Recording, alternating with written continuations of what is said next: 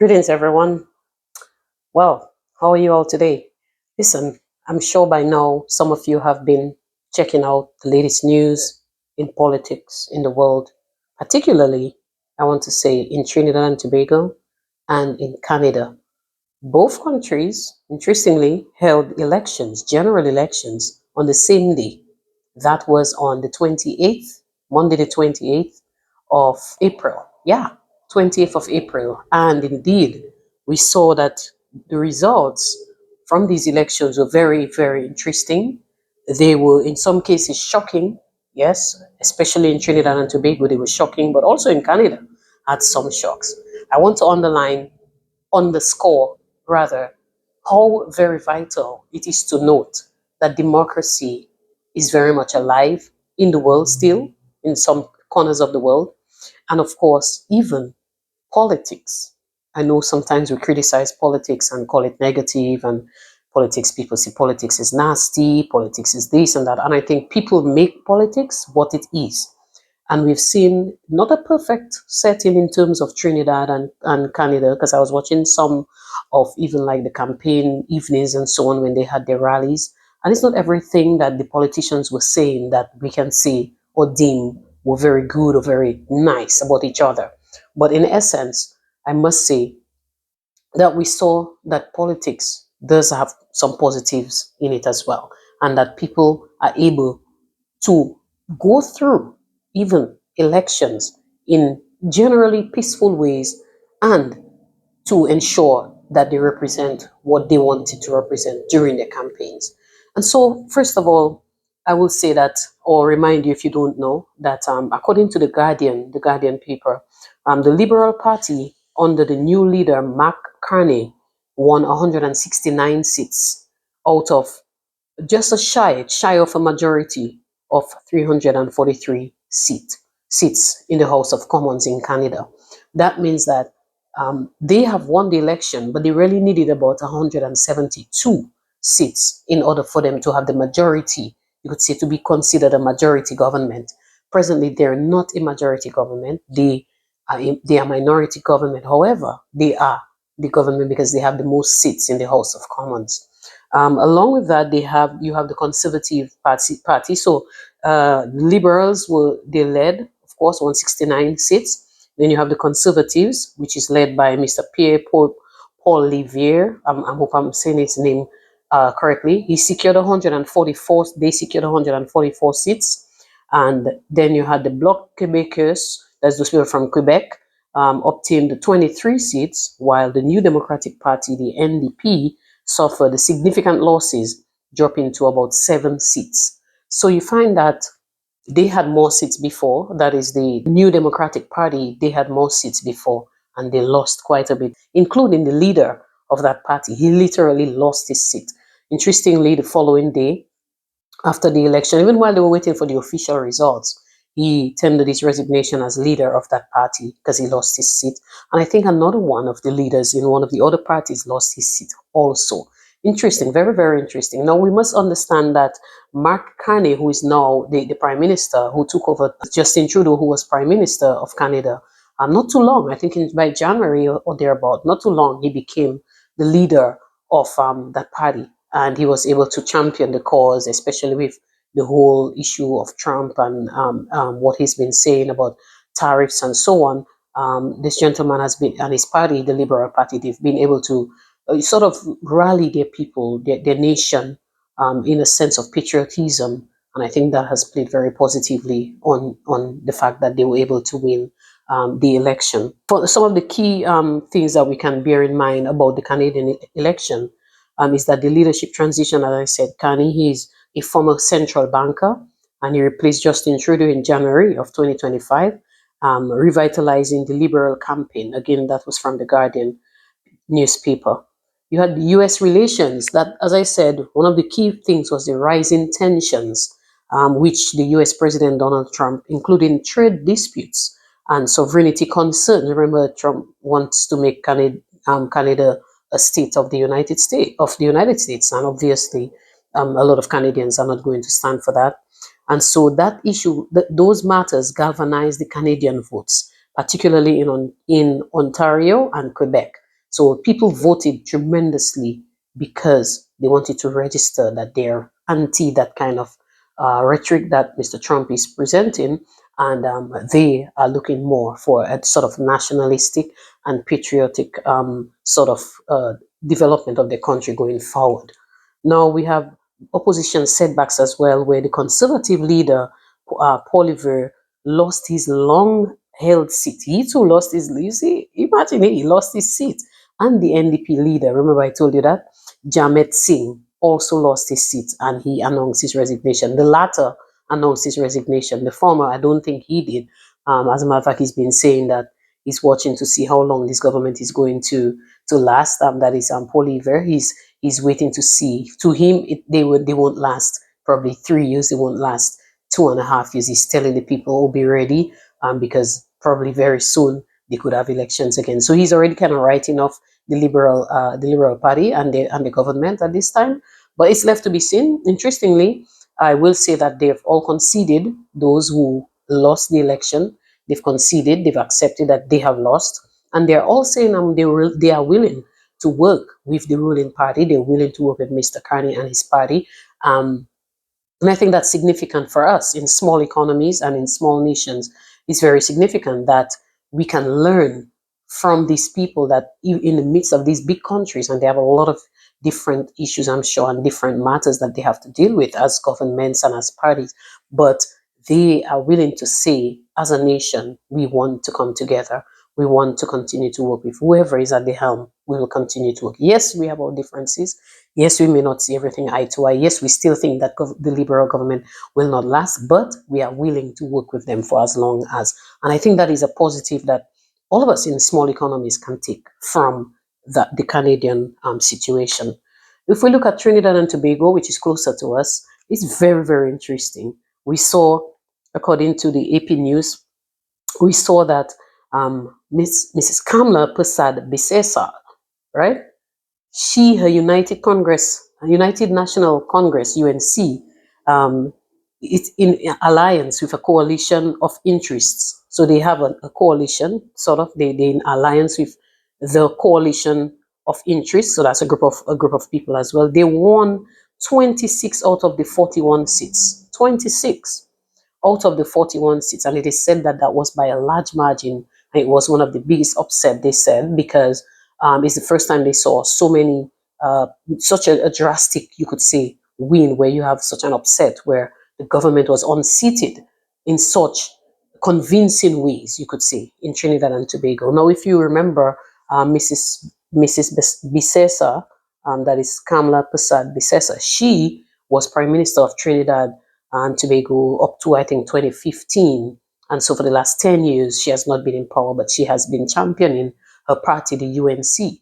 And one of the slogans of their party was, if UNC wins, everybody wins. And that slogan really, really stood out. I can tell you, really, really stood out with the people. It is said that the former or the incumbent, the person who was supposed to have probably gone back and win, I think Mr. Young and his party, the PNM party that was led by Mr. Young, it is said that they they missed a chance in the sense that they were not listening to the people, and a number of their supporters, the people who ordinarily or who were expected to go out and vote the PNM, they did not go out to vote. Now that's another danger that we can see when you have people who are convinced that they are supporting a particular party, but because their party is not listening to them, they lose interest and they do not want to give the other party their vote, or the coalition, or whichever independent. They will just abstain from the polling station. They will abstain from going to vote. They will abstain from casting any votes, and that too can hurt. It can hurt their party. It can hurt the country. It can hurt their chances of probably getting into power. But it's also a lesson for politicians that you have to listen to your people, the people on the ground who are hurting. Listen to them, because their stories, if they're not pleased and their stories are not being listened to, and they're saying things and they're not getting the kind of attention that is needed, they too will show you in different ways that they will not participate. One commentator, one person who speaks on politics in Trinidad, said that he described the way that the people voted, one, and the way that the PNM party supporters did not vote, he called it a riot. So riot is not always people go out sending this and sending that. And riots could be they abstain from voting. Riots could be they abstain from participating in the process because they were not satisfied with any party, including their own party. That's very, very, very crucial. So it's something for us as people from smaller islands we can learn from, and people who are politicians and budding politicians, and you want to be out there, you want to become a voice that people will trust, and so on. Key factor, people. People a key factor. And I know sometimes we get mad and say, oh, people this, people that. But at the end of the day, remember, politicians are looking to serve people. Politicians without people is not politicians, are not politicians. They are just mere people who are speaking. But if you have people with you behind you looking at you wanting to follow you and or wanting you trying to convince, then you're talking about politics and politicians, and so it is vital. It was said that they were not listening to their people, and that was one of the reasons why the people, quote unquote, rioted, in the sense of they abstained from going to the polls. That's major, man. That's, I call that big. That's huge in my head. I was really struck by that. Now it was said that on the flip side of things, Mrs. Besessa, her party, the United National Congress (UNC), they used the rhetoric of care and love, and she would even articulate to the people, "I love you."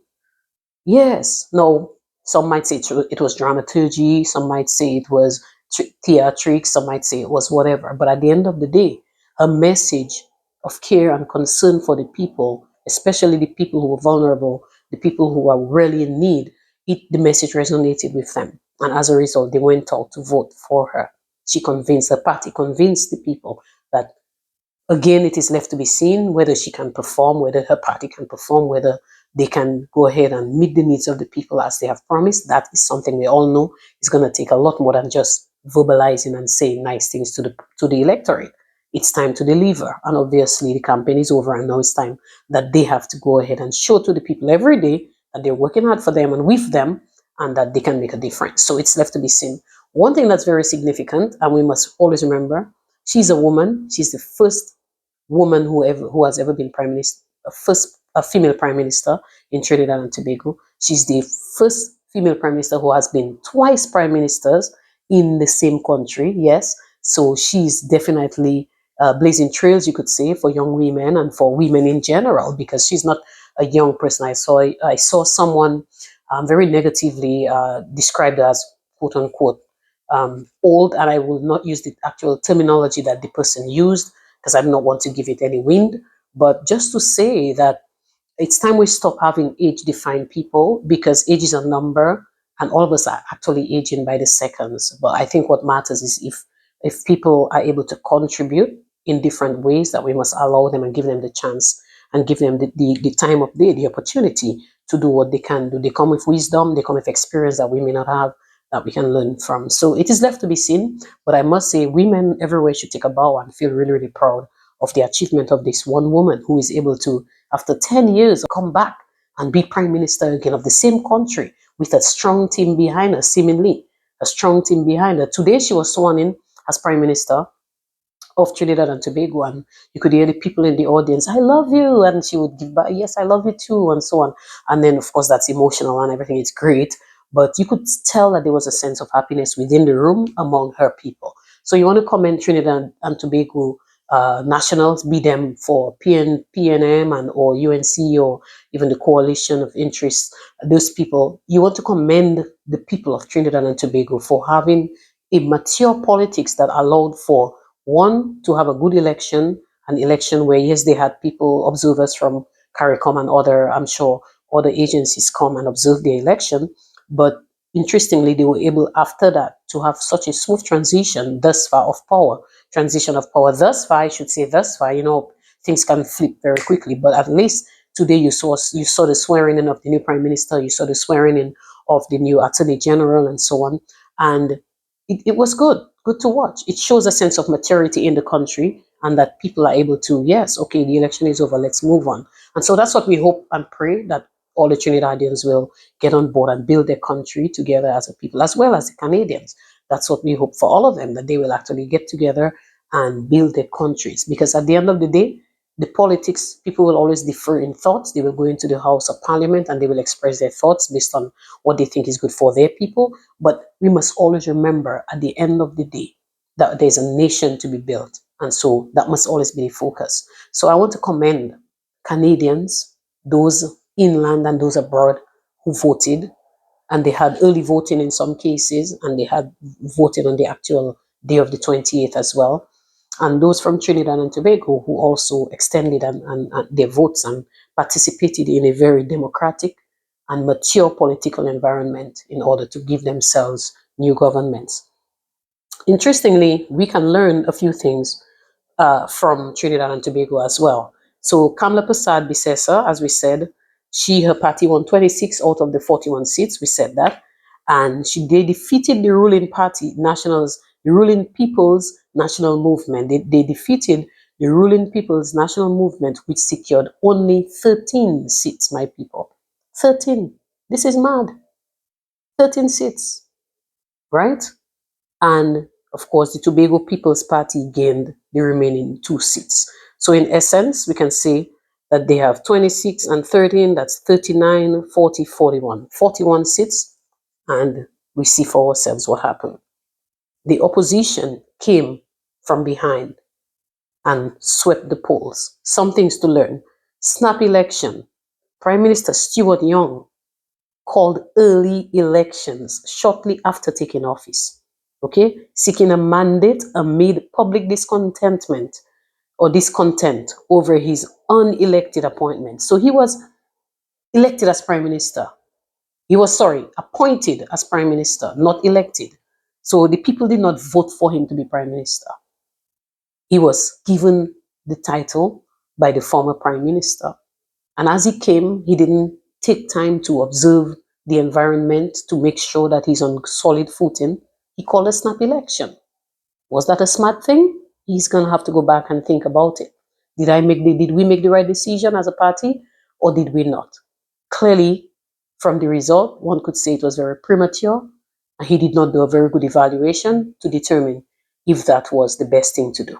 So who advised him is a good question. Campaign promises. It is said that Persad Bissessa pledged to address crime. Her party pledged to boost public sector wages, protect pensions, and revive the state-owned oil company Trin, right? Again, that's from AP News. So that's the source. Interestingly, these were her promises, and the people realized that these are key factors for them. And if they delivered well and promised that to the people, that's what the people want. So they voted for her. Election conduct. It was said that the Caribbean community, CARICOM, observed the elections, noting they reflected the will of the people. But they also recommended guidelines for social media use in campaigns. So clearly there were some concerns with social media use in campaigns. Some clearly were very out of the way and overly deceptive. And I think that is one of the things that across the board nowadays with technology, people create all sorts of things that are fake. And people who are not understanding, who are not very smart and cognizant of even what is AI and how they are generated and so on, people who do not know these things, they fall prey and they believe everything that they read and or see in social media. So there was a big cry from CARICOM observers that the use of social media needs to be it's recommending guidelines need to be established in the use of social media during election campaigns. Again, one might say people are free to use social media, so what are you talking about? But I'm sure every country will eventually realize, based on Trinidad's experience, maybe they need to go back and do their homework and say, okay, if we're going to have an election in our country, can we look at how social media affected negatively the Trinidad election and what can we learn from it? Do we need to create guidelines in our countries and so on? That's up to them, of course. That's up to the various governments to determine that. Lessons for other democracies. So we saw that Trinidad had elections. We saw that uh, Canada had elections, and there are lessons that all our nations, all our countries can learn from those elections. Before I continue with those lessons, I want to urge you to subscribe to my channel if you've not yet subscribed. I thank you for viewing, of course. If you want to become a member of my channel, go ahead and hit the join and just commit to be a member of my channel. And there are lots of benefits that you can gain from being a member of this channel. I want to also just ask you to go ahead, hit the little bell, the notification bell, share, like, and comment, and I would really appreciate it. Help me to grow as I help you to grow as well. All right. So, what are some lessons that other democracies within our region, within the world, what are some lessons that they can all learn, or we can all learn from the experiences in Trinidad and that of Canada, who both just, as I said, recently, in less than a week ago, completed or went through general elections with some interesting results and with some eye-opening and almost awe-striking results in a lot of those cases in various constituencies throughout their nations. One of them, leadership renewal. Fresh leadership in any party can reinvigorate political parties, okay? And it can alter electoral outcomes. Very much so. That's what we saw, as seen with Carney's ascent in Canada. So in the case of Carney, it worked in his favor. We saw that. So Mr. Trudeau handed on to him. He ran with it, with the people behind him, and it gave them new energy because their party was a bit struggling. It was shocking to see that they could get 169 at the end of the day seats, right? But because of his, you could say, his charisma, his interest, the various issues that he chose to focus on, that his party chose to focus on, it resonated with the populace, it resonated with the electors, and as a result, it gave new energy. But we also saw on the flip side that new leadership in Trinidad and Tobago's PNM had an adverse effect, whereby we saw that enough time was not given to explore the landscape in order to determine if it was early or too early to run into election. And definitely that was a slap in their face in Trinidad and Tobago. And so they lost election, giving the opposition a grand edge for them to now become the government in their country. Another factor that we can learn from is external influences. Foreign policy and international relations can significantly impact domestic elections, highlighting the importance of national sovereignty and economic independence. We saw it in Canada when the Canadian sovereignty was being threatened by an external force wanting to make Canada into to belong to another country when Canada loves being independent as a nation. Obviously, what it did was it fueled a sense of patriotism like never before among the population, the residents, the citizens of Canada.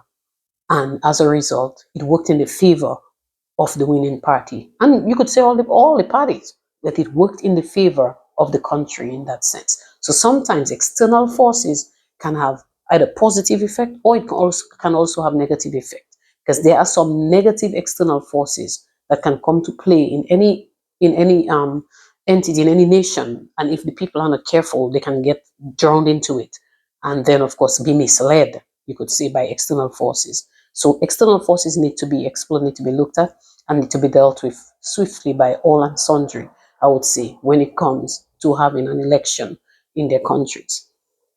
Election, and really and truly, let me just backtrack a little. Can we even avoid external forces? Because some external forces are positive, as I said, and some are negative, but they always happen because no country exists in a vacuum. All countries exist within a sphere of the world, which is now so very small, a global village where somebody can simply just jump on a plane and within a few hours they're in your country, and they can go back on the same day if they want.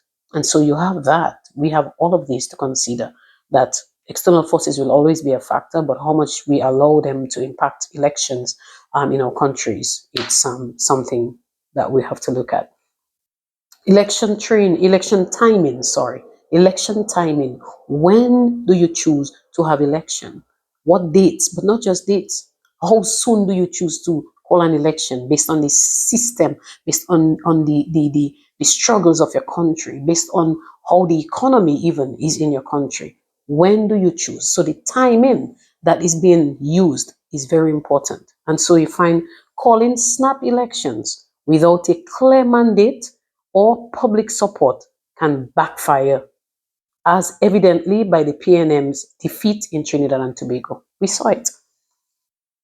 But many of us know Trinidad and Tobago is not the only country that had snap election, and then it worked to the defeat of the party that called the election. We saw that in Dominica some years ago. Now we see it in Trinidad and Tobago. So leaders need to stop and think. It's not every time snap election will work in your favor. There are times snap election will shock you to the core, because you think you're ready and you think the other parties may not be ready, but they may have been on the ground doing the groundwork and mobilizing their people, and you never know how it's going to flip on you. Okay, so timing when you choose to call an election is also very is a matter rather that needs to be given good attention prior to just calling. Then again, I referenced before digital campaigning. Digital campaigning, the role of social media in elections necessitates clear regulations to ensure fair and transparent campaigning. CARICOM, that's from CARICOM.org. Clearly, these days with social media and everybody has a smartphone and everybody can, create things and be very creative for all these different apps and so on, it can be very detrimental. Some people use it very, very horribly, and other people use it responsibly. So regulations of those things, probably as it pertains to just creating an environment of fairness across the board for all parties, is very vital as well. And then, of course, you have electoral oversight, and that independent observation, like CARICOM's involvement, enhances the credibility and integrity of electoral processes. So I think across the board, every election, we must have external observers who will come in and create a certain presence so that the parties, the governments, the people, the parties and those who are conducting the elections can try their best to be as fair as possible, giving everybody equal rights so that people's rights are not trampled upon, nobody's disenfranchised, etc. During an election. So these are things we can learn from. These are things we can, and some of them are already happening, I should say, within our region. We have seen where a number, not just even one organization, but multiple organizations have been invited, even in Dominica, to come and observe elections. And of course, they always give their reports after, which I think every government should take on board, look at the various recommendations. Not saying all recommendations that they give will be given, will be taken on board, but I think there is always some merit in some of what the observers will have to share. And so these must also be given attention. These are some things that I really thought I wanted to highlight as well. Now, these elections, to be honest, that just happened, they really underscore the dynamic nature of democratic systems, and the multifaceted factors that influence electoral outcomes. I can tell you, there are a number of things that determine electoral outcomes. It's not just people go and vote. Before vote, things happen. Before vote, a lot happens. Okay? The relationship on the ground with the people. All right? How much groundwork these parties have been doing. Have they been focusing on the real issues or just creating chaos in their countries? What is it? It's very important to set a solid foundation so that people will know that when they come out to vote your party, they are convinced that you are going to represent them well. And so there's a lot, a lot, a lot. And what I know that I'm just you could say, touching the tip of the iceberg with these experiments and with these situations that went on with this past two elections. In truth and in fact, I think these should be case studies that small islands like ours should go ahead and give some attention to, so that we can learn from them. But interestingly, I want to say I commend the oppositions in those countries who come out and say we accept our defeat and we congratulate the new party. I think this is the way to go. And at the end of the day, we pray for peace for Trinidad and Tobago. We pray for peace for Canada. We pray for prosperity for both nations, and that democracy, and all the things, the Commonwealth values that surround living in a civilized society, like respect for diversity, democracy. You have consensus and so on. Like all these things put together will continue to be the heartbeat of how we carry out our business of elections and other things of that sort in living together as a people. So I want to thank you guys for listening to this video. I thank you for always coming on and see what is it I've posted. I invite you to subscribe to my channel if you've not yet done so. Of course, go ahead, like, share, and also comment. Please feel free to leave me a comment if you'd like. If you don't agree with everything, that's fine. But always, as I always say, keep your comment respectful, and we will get along quite well. All right. Become a member of my channel and also subscribe to this channel. I appreciate you guys. God bless you. Looking forward to sharing more with you. If you have an idea that you want me to talk about as it pertains to some of these matters, feel free. I'm not saying I will talk about everything people say, but there are some things that really make sense and I try to deliver. I wish all of us well, all our nations well, all our region well, and that politics will be while it's a heartbeat of our people because everybody gets interested in politics. Interestingly, that it can be a mature experience and experiment for our nations. God bless you. See you guys around. Come back again and see what's next on this channel.